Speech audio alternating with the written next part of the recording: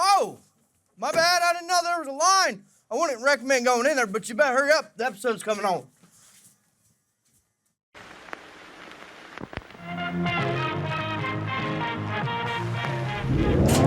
They're coming to get you, Barbara. This time on Graveyard Carz, the A100 Little Dead Wagon makes its way through the shop after Mark signs off on the metalwork. Will preps, primes, and paints. But what color will he paint it? What color? Same color the whole car is going, black. Despite the rush for SEMA, progress in the shop continues with Mark's 1970 Charger as the team installs a new floor pan. Mark tests Will's knowledge and his patience. He says this pan's ready to go into my 1970 Dodge Charger 440 automatic. Absolutely. 27 blue, white top, white I said track, absolutely, 6 like right when we started. All right. Finally, new and essential parts arrive for the A100 build. But before they can be installed, Mark must decide what color the Little Dead Wagon will be wearing to SEMA. We could fancy it up down here just because. No, I want a solid black. In Springfield, Oregon, Mark Warman, together with his skilled ghouls, It has been established that the unburied dead are coming back to life. bring classic Mopar muscle cars back from the dead to look like they did the moment they left the factory floor. Because of the obvious threat, this station will remain on the air day and night. Okay, Doug and I are heading to the shop right now. Right, Rooster? Uh-huh. Gonna have a good week this week? Yes, we are. What's gonna get done? I don't know. The Dodge A100 is in the paint shop with your buddy Will, and they're getting ready to do the primer on it. Because as soon as that's done, they're gonna bake it, and then we can start blocking it, and we can get it painted. Bake it? That's good. Yeah, bake it, sure. Maybe he could broil it. He could broil it. Oh, that's going to be great. That's gonna be great. It's going to be nice. It'll be the best. Ray Barton is supposed to have our engine here this week. 923 horsepower on 93 octane fuel. That's exciting. That's pretty cool. So Yeah. if that shows up, we can start working on getting it prepared to go into the vehicle along with, what are we going to have to go along with that 1,000 horsepower engine, 923 rounding up. a good rear end. That's already Oh. ready to go in, yeah. The transmission. Oh. Monster transmission is just finishing the gearbox, and it's going to be here this week. Oh, that's going to be pretty. So because we had it all polished out. Oh, So, well, you were there. Doug, you like shiny. It's going to be shiny. I know you like that. It's going to be nice.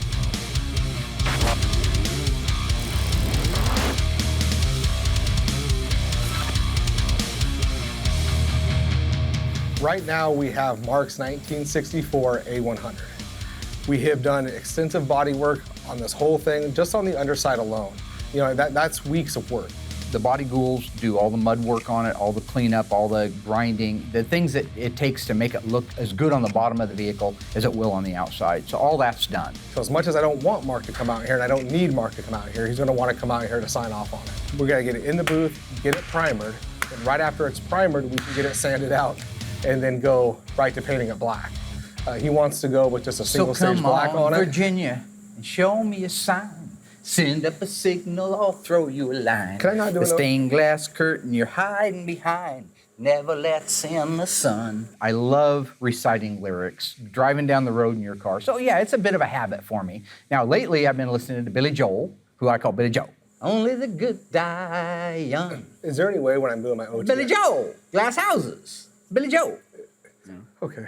So it's Billy. Billy Joe. Let's look at this thing. Billy Joe.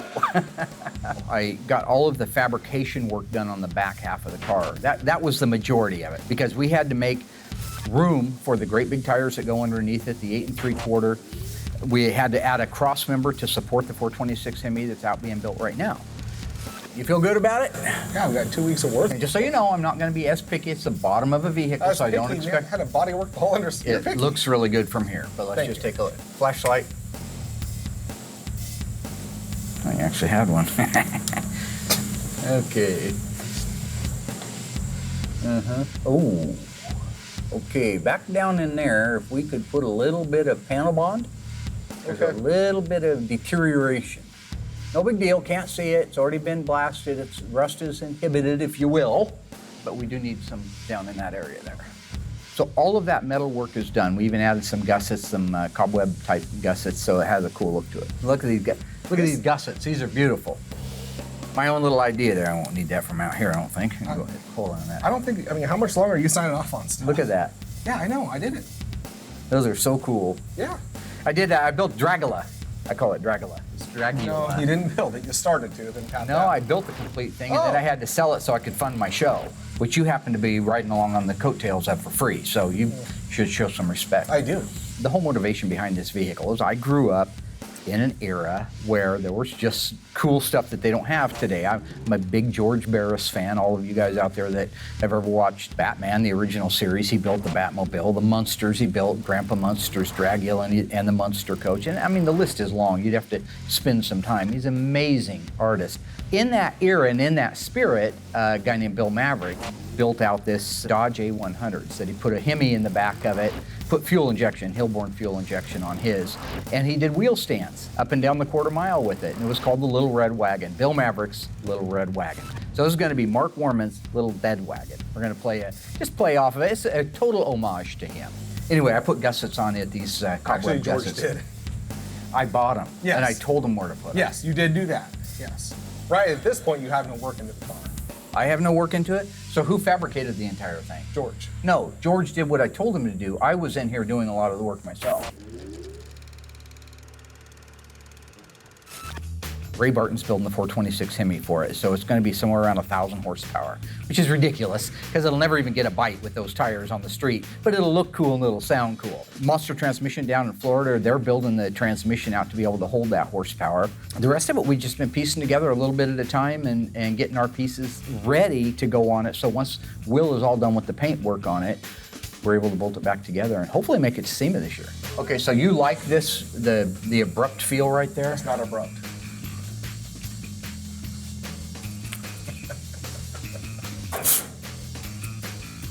Perfect. After you get it all primered out, I'd like to get it sanded out, and then I'm gonna come out and do the seam sealer myself. No, I'd so like it done right. You're gonna come out, spend 2 seconds on it, and pick all the And then you're free to go ahead and paint the bottom of the car. What color? Same color the whole car is going, black, blue, black. The kind of black where you go black. Well, no, there's nothing flashy about it. So I figure if we're putting all this work into it, now's the time to really step up what we can do and show everybody else that we're not just an OE shop. We can fancy it up down here just because. No, I want a solid black. I just want a nice solid black. What is that, 9300? Well, yeah. PPG 9300, single stage acrylic urethane. We could throw, I'll call Jennifer and she'll send me out some special paint for it. It's not special, it's 9300. I'm just saying that we could actually do it in a base coat, which is the 1683. Why would I want a base coat, clear coat the bottom of a car? You're We're gonna not, do single I am. stage. I Yeah, am. I'd like it to look good. Now, I found my old box of cassette tapes from the Rolling Stones, so that got me thinking about, I see a red truck and I want it painted black. No colors anymore, I want it to be black. You're ridiculous. I think at the end of the day, I just like to have fun, and if it winds Will up, so much the better. But he could learn something. There's something to be learned from those lyrics. No, I see the girls walk Why don't by we dressed throw- in their Why don't summer we- clothes. I guess I'm gonna have to kind of get up to speed on what he's actually listening to so I can speak more intelligently on it. Oh, black Hemi, bam-a-lam. Oh, black Hemi, bam-a-lam. Black Hemi had a car, bam-a-lam. Damn thing went far. I'll have it primered this week, no problem, sand it out next week, but before I do the actual color on the bottom, I want to get the whole body work done and get that all primed. Otherwise, you have to really protect that black from getting oversprayed in the future. 1967 was the first year for the Plymouth GTX. Built on the Belvedere model, the GTX was born. Standard engine in 1967 when it was made was the 440 Super Commando. Optional engine was the Hemi. That's the same thing you had in 67, 68, and 69. It wasn't until 1970 that Plymouth offered the 446 barrel 390 horse engine for the first time in a GTX. That's pretty cool. All the options were available on the GTX that you would see on any of the muscle cars back in the day for the most part. This particular car is a 444 barrel, 375 horsepower U-code car. It uses an N96 air grabber hood. It's EF8 green with green interior. The spoiler on the back is not factory, it's off of a Charger Daytona, and it's an 8-track car, albeit far from factory. I still think it's pretty cool. All those things add up to why this 1970 GTX, one of 4,927, is the Graveyard Carz Corpse of the Week. So just do all that off my memory too, so good luck with everything. So one of the things I've tried to do on this truck is stay true to it in many, many ways. So for example, the rear brakes. These are the original brake drums. It's exactly the way it started life in 1964.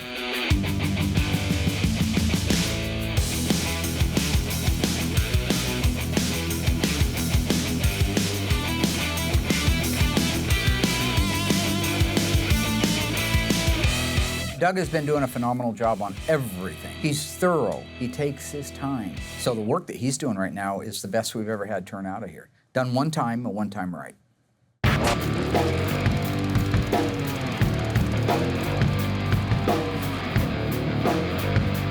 I got the A100, so now it's time to get it in the paint booth and get it primered.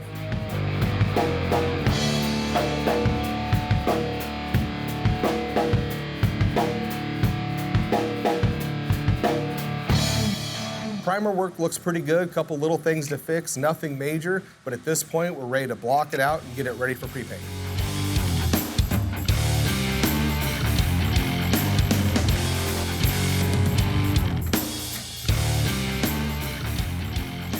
Camera boy.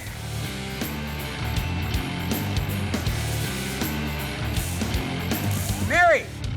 Hey, Alice. So the 1970 Charger RT, I bought that car as a used car, and I had a client call up and he was very interested in the car. It's pretty amazing when you look at that it's a B7 blue. It's a 70, so that's a good one. It's a real RT. Numbers engine, numbers transmission, fender tag, white interior, white top, air conditioning, AM 8-track, 6-way seat. It's just a really neat car. It's the kind of car that is collector value, what I call a blue chip investment car. So this gentleman did want us to build the car for him, and we made the deal, but subsequently he had reached out to me not long ago and said he was having some health issues. He wasn't sure he'd want to be able to ride out the full time of our agreement. So I just wrote him a check back for what he had invested in it, and so technically it's my car right now. Cindy, Chanel, Will? Yeah.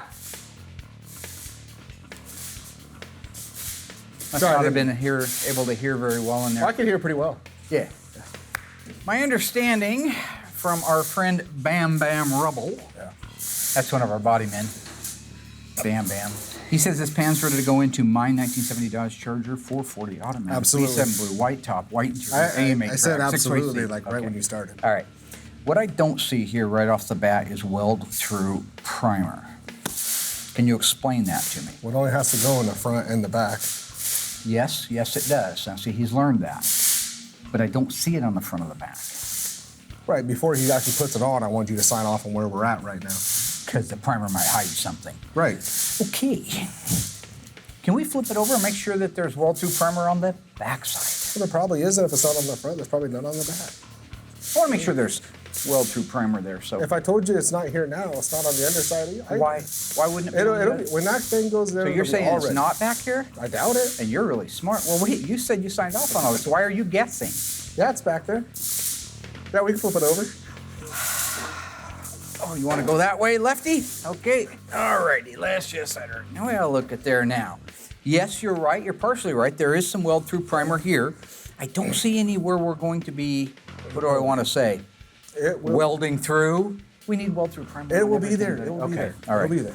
What's the center measurement on the I didn't measure holes? it. Let's just see what old Mr. Tape Measure has to say. 2 inch on center, inch and 7/8, inch and a quarter. Decided, oh no, that's 2 1/4, sorry. 2 1/4 inch on center. We may flip it back over. You notice he spot welded this into place like he's supposed to? Help me out, I don't see so good. What is that thing for? Emergency brake. Okay, holder. Oh, it's the guide for the emergency Yeah. brake? Well, what in the whiskers are these? That's where the seats bolt in. Oh, we're doing those kind of seats where they bolt on the side of the tunnel? Yeah. Well, then what are these holes for? The braces go across here.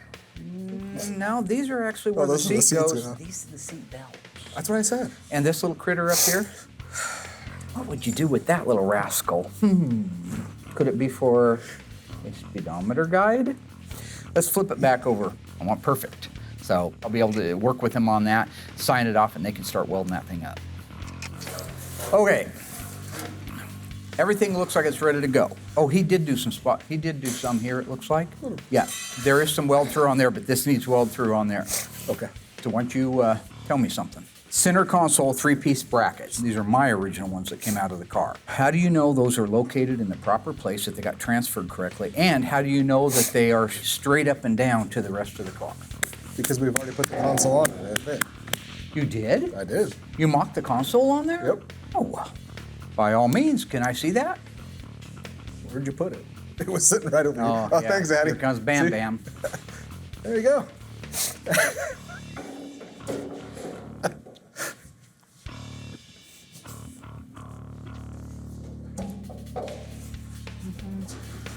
I told you, we already did that.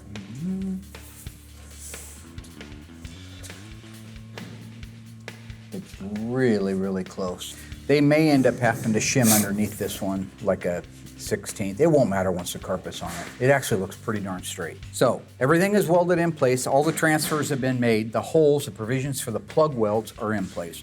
Would you feel at this point that is ready to go into my 1970 Dodge Charger RT 440 automatic 727 torque flight, bucket seat, white interior, white top, white C-stripe, not a Bumblebee, air conditioning, 6-way seat AM 8-track car. When we started this, I already told you it was ready to go in. Yeah, I know, but I've So already I noticed need a to hear couple it of again. problems with it. You didn't so. notice any problem. Well, Where's your magnifying why glass? don't you be a lamb fry and go grab I'm us? not going to be a sheep testicle. Would you be a little buddy and go get us some weld-through primer and spray on that? Because that does underlap underneath. We're good. Was there a reason that you didn't want to put some on here? I just wanted to get your attention, I think. Okay. Yeah, good. You're learning how to lie like your boss. Very good. Very good. Go ahead and put your stuff on this. All right.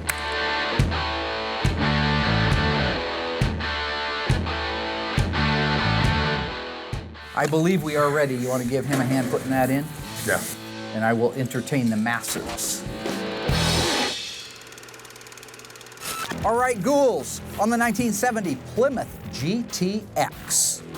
Introduced in 1967 and left in 1971. Although there was a 72 model available on the Roadrunner, the standalone one was 1971. That was its last year. What of those years was the very first year you could get the 446 barrel engine? Was it 1969, 1970, 1971? If you think you know the answer, stay tuned after the break. I'll let you know how you did. Should have done pretty good since it was a Corpse of the Week car earlier, which would just mean that you either weren't paying attention or you tuned in late. Either way, it's the wrong answer. See you after the break.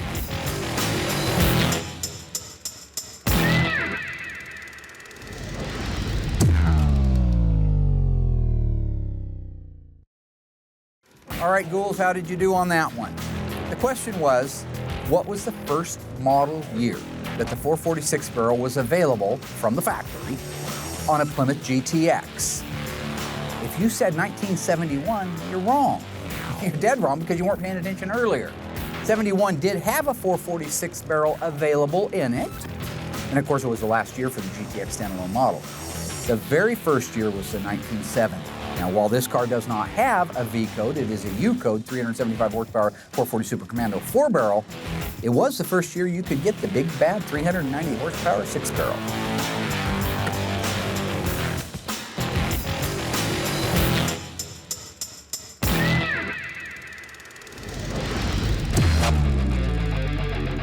So one of the things we're going to do on the A100 is the truck is going red, which they're working on right now. Then we're going to put stainless on the inside of the bed, around the wheel tubs, and we're going to line the insides of the bed panel. And then on the floor, we're going to put oak wood, which we got from our friends at Yogi's? Yogi's. I'm kind of like Yogi, and you're like Boo Boo. So right, here we go. Our little friend Yogi. If you want to open that, the ends of that. So this is going to be our hardware. Poor cousin Dougie. When Dougie was about 19 years old, a friend of his bought a brand new Suzuki RM370. It's a fast bike. Now, Doug, when he was a kid, he took off across the field one day on that RM370 and hit a little berm. He flew 20 or 30 feet in the air, came straight down and did a pile drive with his head into the ground and then just flopped over.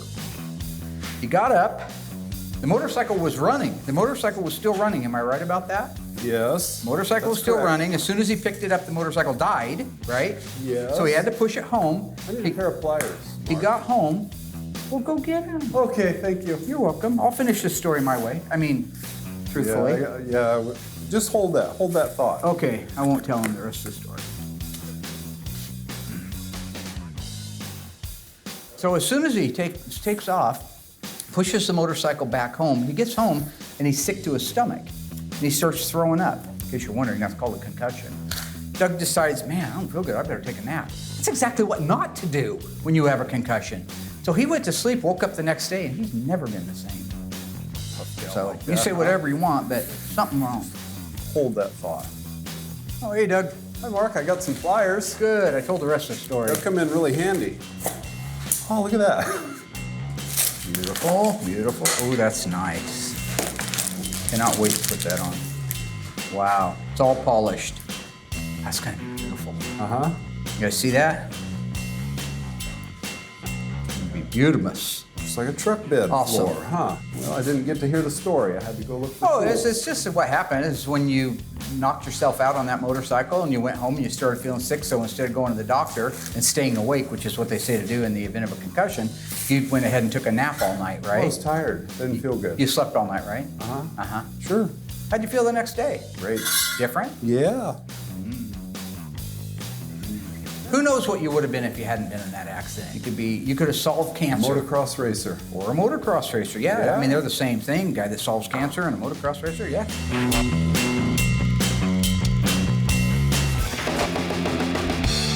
On the A100, you know, the intention was to paint it black. Then halfway through the build, he completely stops, changes his mind, and now we're going back to the original look, which was my original thought, which you said was a horrible idea. It would have looked awesome at the show black, no problems at all, but red was the right way to go, and I'm glad we stuck with it.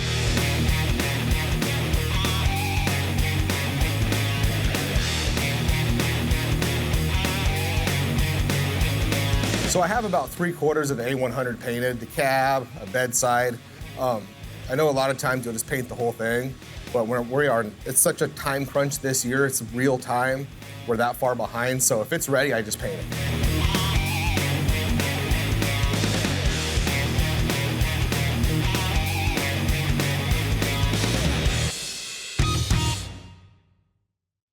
It's the summer of '71, you're doing good. You got a good paying job, you got your steady girlfriend, life is great. You're looking for a car to go cruising with your buddies. You have the choice between a 1969 Plymouth GTX with a 426 Hemi, a 4-speed, and a 410 Dana rear axle, or a 1969 and a half Roadrunner, 446 barrel 4-speed fiberglass lift-off hood. F6 green is the original color. Which one would you pick? Go to graveyardcarz.com, cast your vote for which one you like the best, and we will announce it on our Facebook Live next week.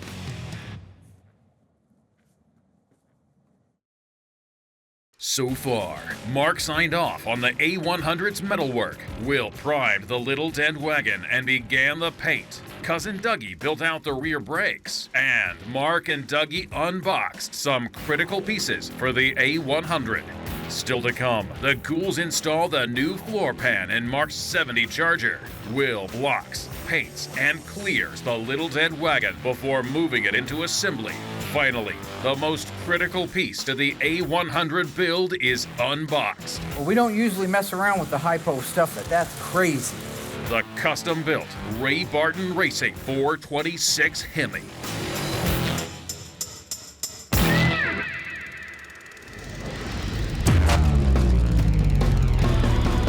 So I want to talk about the dash and instrumentation area of the 1970 to 1974 E-body. All of them, except for the 1970 Dodge Challenger non-rally instrument cluster, all use this type of heater control and radio surround bezels. They reside right underneath the instrument cluster. If you're on the left-hand side, I'm speaking backwards, your heater control switches would be in here on your left-hand side, and on your right-hand side, your radio would protrude through here. If you have an AM 8-track, which is available only in 70, this drop-down is the provision for that lower part of the deck to come protruding through, and this hole right here is what accommodates the selector to go from track to track. Take a look at these two units. The one above has the correct texture on it. It's in nice shape, it's shiny, it looks the way it's supposed to. The one on the bottom, while it's not broken, is missing all of its texture. If you look carefully here, you can see me flaking it off. That texture comes off over time and it begins to look like this one right here.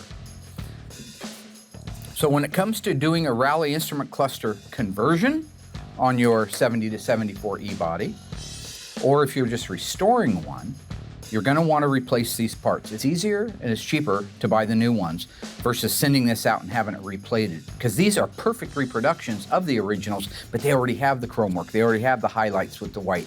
They're new plastic, not old brittle plastic that's prone to break.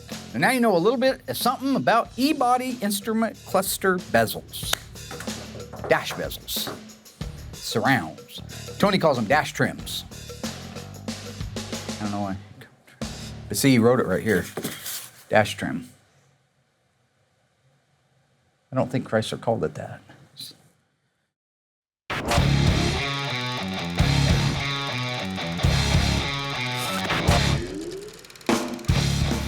Right now, I'm really far behind on the A100, so any parts and pieces that I can get together, since Doug doesn't have a lot going on, and I give them all to him so he can start the sandblasting process.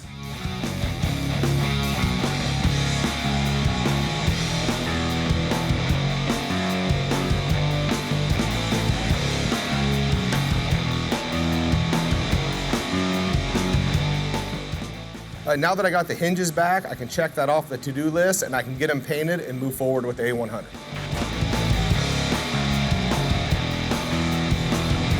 We built this A100 in real time. It's been a lot of late nights. It's been every day of the week for the past few months. If there's something I can paint and get it curing, I'll do it. So, I painted the cab.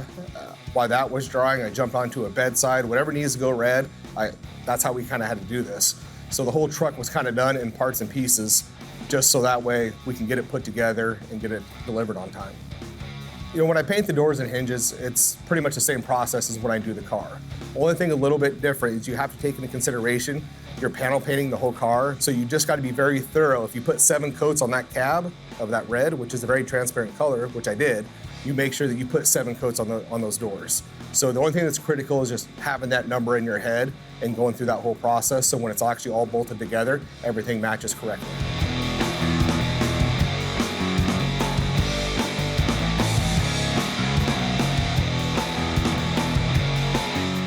I got the inside of the bed completely painted black, came out great just like we were hoping. Now that that's done, I can jump over and wrap up the paintwork on the last bedside.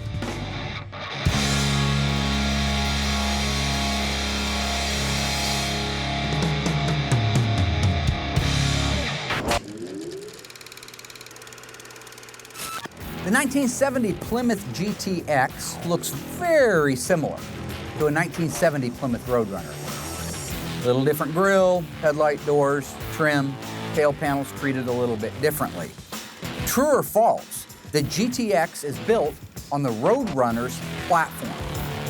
If you think you know the answer, stay tuned after the break and I'll let you know how you did.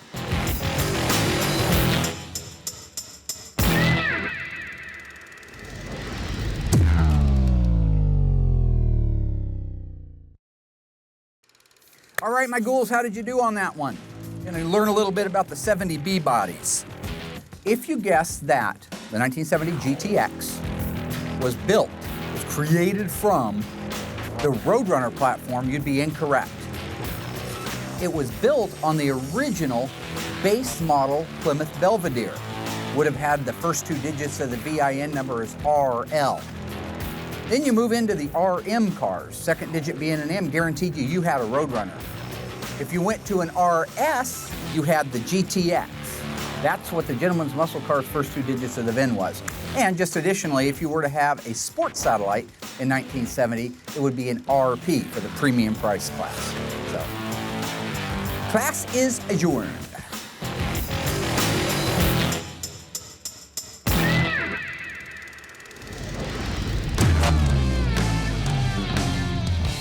Now that all the pre-paint work is done, it's time to get it all blocked out, sanded, and ready for final paint.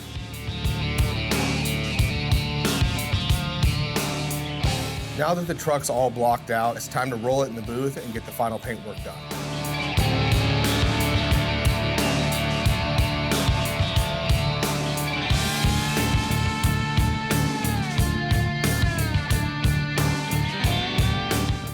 Now that I got the color all laid out and it looks amazing, I can jump in there and get the clear coat all done.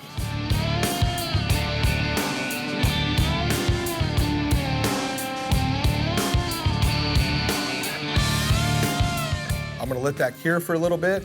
Once that's done, I'm gonna start the cut and buff process and then get it over here for assembly.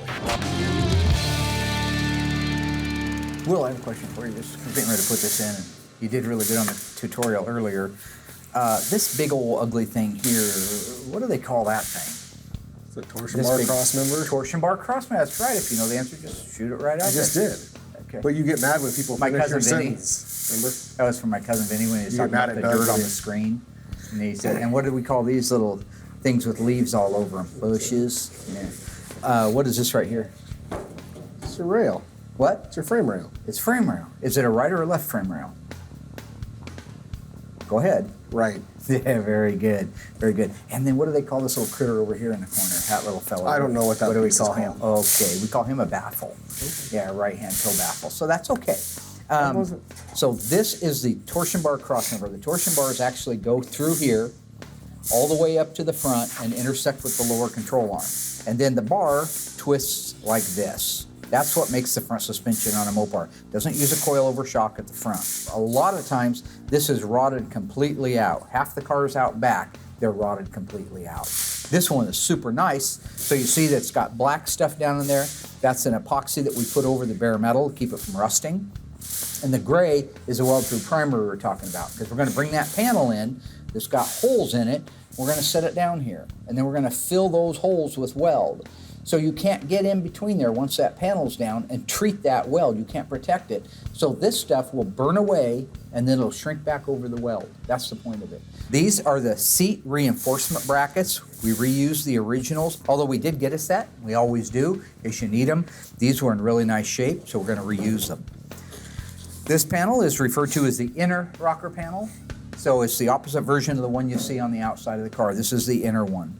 This is the rear step well for the right-hand side and the rear step well or footwell for the left-hand side. These were in good shape, so that's why you see the word save. So when they bring that panel in here, they've got to go up in the front, tuck it under here because it goes under here, and then it will lay down all the way up to the firewall. It intersects with the firewall. Once we have it basically in place, bam, bam, it's going to come through starting at 12 o'clock, right in the middle at the top, and he's going to put in screws to fasten that floor as tight as humanly possible against these rails, against these seat reinforcements, against this frame rail, against this before he begins plug weld. Okay, with that, let's go ahead and put the floor pan in. But actually, Get over there and sit down, princess. I'll hand it to you. what do you mean, princess? Well, you're just very fragile little fella. That's I'm all. not fragile. You're very fragile. I'm not. Oh, you're the most fragile guy here. There you go, Merritt. There you go. There you go, princess. Forward, back, tuck under. Nice. There you go. All right. There we go. Beautiful. All right, Will, good job. Getting a little better all the time, getting to a point where I can sign off on my body shop so I don't have to be here all the time, because someday... You're not here all the time. I'm here all the time. I will let you guys get back to what you were doing. Camera boy 1, camera boy 2, good job. I will be up front. So I'll just walk out all cool. I don't know. I'll act like I heard something. What? Did somebody say? The first goal is to make sure the mating area where the step well meets that new floor pan are tight. You don't want gaps in there and fill those up with weld. You lose your strength. They need to be sandwiched tight. So they're going to use a floor jack, a 2x4, and press that floor pan up against the weight of the car, up against those step wells. Once that's tight and where it's supposed to be, they'll use set screws in there, self-tapping screws to hold it together. The same thing goes at the torsion bar crossmember area, except in this case, the pan is coming down to meet it. If you look, you'll see that that crossmember area marries tightly against that floor before they set their first screw in. At the front, where it intersects with the firewall, again, very crucial. You want those two areas, those two flanges, tight. So they take their time, they work it, they caress it, they hold it in place with vice grips until everything's sorted and lined like it's supposed to be. Then they can do their self-tapping screws. After that, they begin the spot welding, the MIG welding, the plug welding to get everything into place.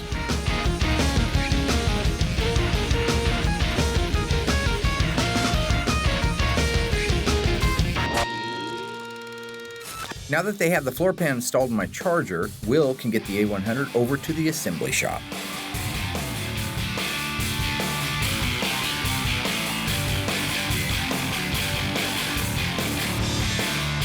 I'm excited to get this rolled over here because I am the paint and body side, so our part is done over there. I'm still gonna help out over here, but the problem we're gonna run into is Mark said everything's been pre-fit, this thing's just gonna fall together. He did all the mock-up, so to speak, what he considers a mock-up. Problem is, I watched him do the mock-up. It's horrible. This thing's not gonna just fall together. So I just wanna be around for all those little problems that are gonna come up.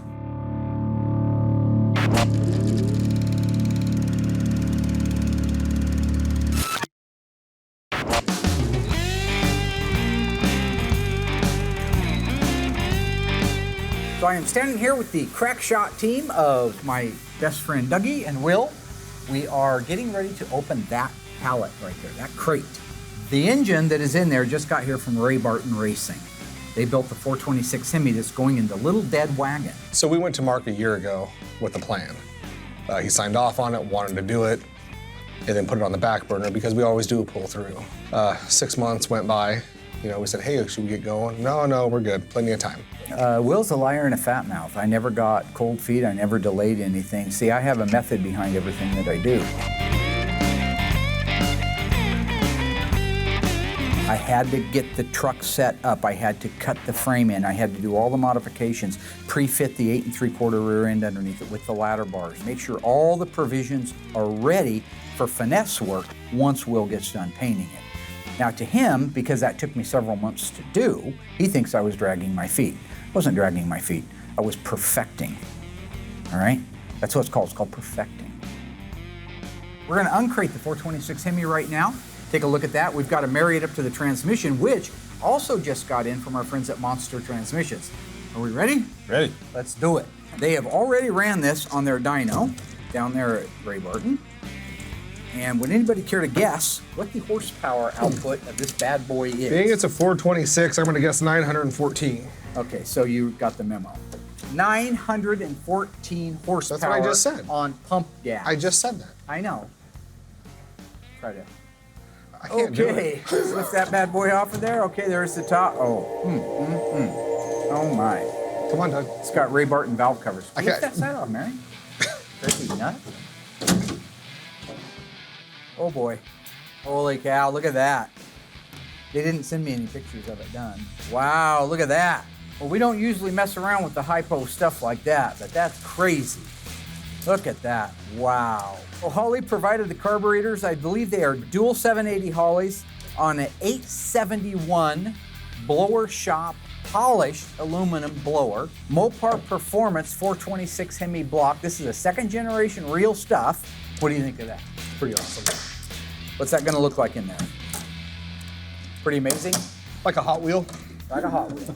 Well, they already got all the linkage hooked up. Oh, it's spraying shit. gas. Yeah.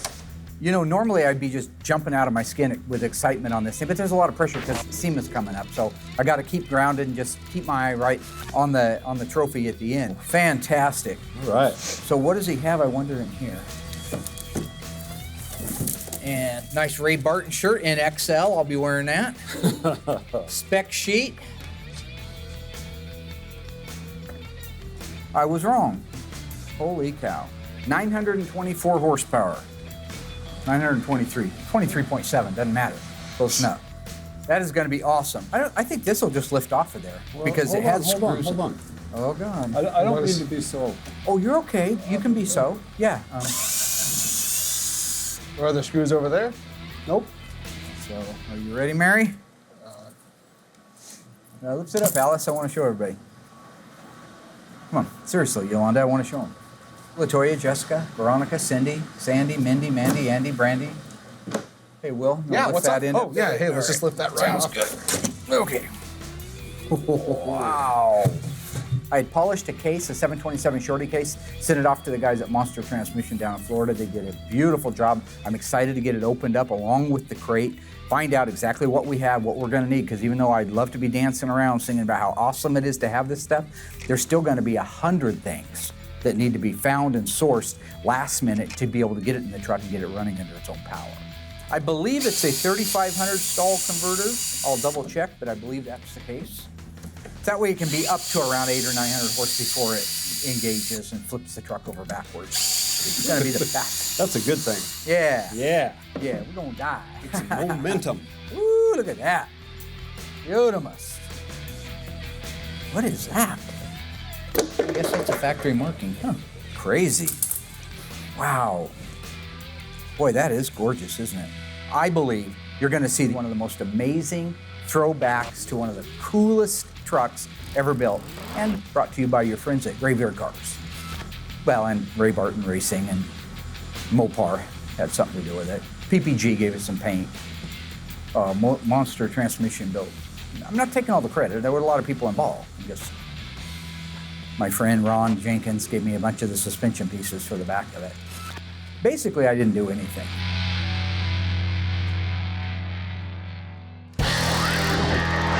All right, Rooster, how'd we do, buddy? We did good. We did good. What did we get done? What we get done is we told everybody what we got done. We're gonna pop a wheelie.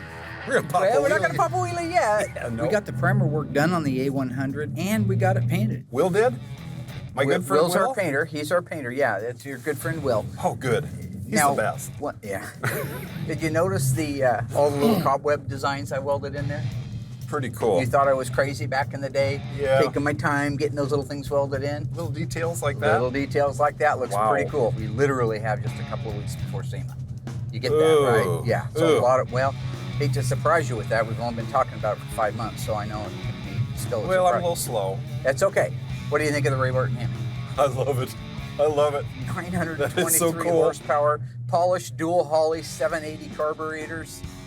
The blower shop supplied an 871 fully polished supercharger. Absolutely gorgeous. Got all of our Millodon pieces on there. Awesome.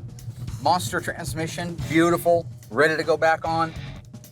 What do you think is going to happen the first time we fire that vehicle off? It's gonna make a lot of noise. Gonna make some noise because we're Yeah. going with hand-built Zoomy headers. Cool. Yeah, we did good. Yeah. All right. Did great. It's gonna be exciting. Yeah. Yeah. I'm anxious to get to work. Yeah. Yeah. Well, we're going home now. We are Yeah. already? This was the end of the week. Oh, we're just kind thank of you. wrapping it. You're Thank welcome. you. I'm ready. No A problem. long week. No problem.